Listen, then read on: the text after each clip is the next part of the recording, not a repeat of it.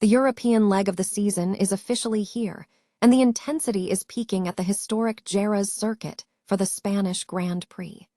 We are covering every corner of this high-stakes weekend as MotoGP lands in Spain for round 4 of the championship. Never run out of battery again with the INIU portable charger, the slimmest 10,000 mAh power bank that keeps your devices charged on the go. Stay powered up wherever you go. Click the link in the video description to shop now on Amazon. From the paddock buzz starting at MotoGP gear up with Jack Appleyard and Louis Sotheby to the heated battles on track, every session is vital. Keep your eyes on stars like Jorge Martin, Pedro Acosta, and Alex Marquez as they head into the pre-event press conference to set the stage for a massive weekend of racing. In a major shakeup for the Red Bull KTM Tech3 squad, Maverick Vinales has officially been ruled out of his home race in Jerez to continue his recovery from surgery. It is a tough blow for the team, especially with their primary reserve rider Pol Espargaro also sidelined due to a hand injury sustained just before the event. With the team forced to field a one-rider lineup, all eyes turn to Enea Bastianini to carry the momentum forward after his stellar performance in Austin. We will be tracking his progress and all the action as it happens, so make sure to like and subscribe to stay locked in for every update from the paddock. Ever wondered what it actually takes to survive the madness of the Jerez circuit? The MotoGP Spanish Grand Prix is officially on the horizon, and let's be honest, if you aren't dialed into the schedule, you're missing out on the most chaotic weekend of the season. Jerez isn't just a race, it's a battleground where history is written in rubber and adrenaline. Starting with the opening practice sessions, the rhythm of the weekend builds into a high-stakes frenzy. Whether you're tracking the qualifying runs or bracing for that inevitable first-corner collision, knowing exactly when to tune in is crucial.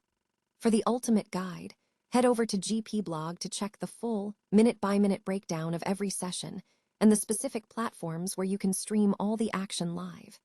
Don't let the technical details catch you off guard. Get your calendar marked now. If you're as obsessed with the technical nuances and high-speed drama as I am, make sure to hit that subscribe button to keep up with all the post-race analysis.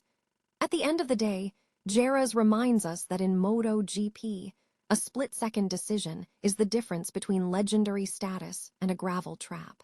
Buckle up, racing fans, because the heart of the MotoGP season is finally beating on European soil.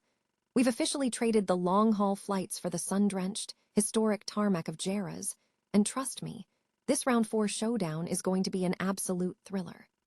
The paddock is buzzing, the stakes are sky-high, and if you aren't dialed into the schedule yet, you are about to miss out on the most pivotal weekend of the year. It all kicks off this Thursday with the MotoGP Gear Up show at 15:30 local time.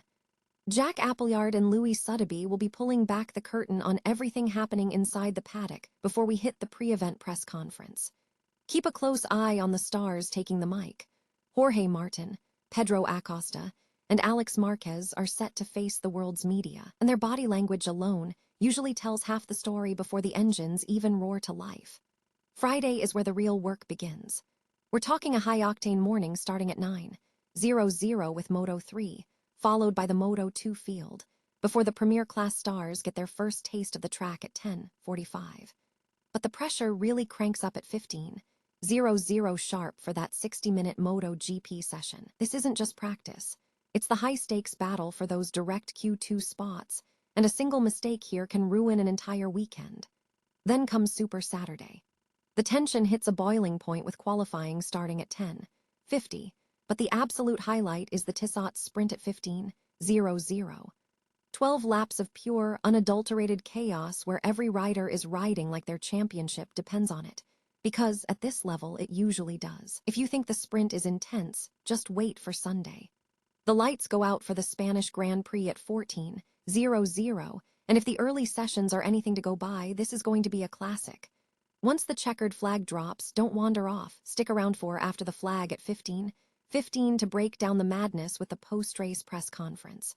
So the big question remains, can the momentum hold, or will a new challenger rise in front of the passionate Jerez crowd?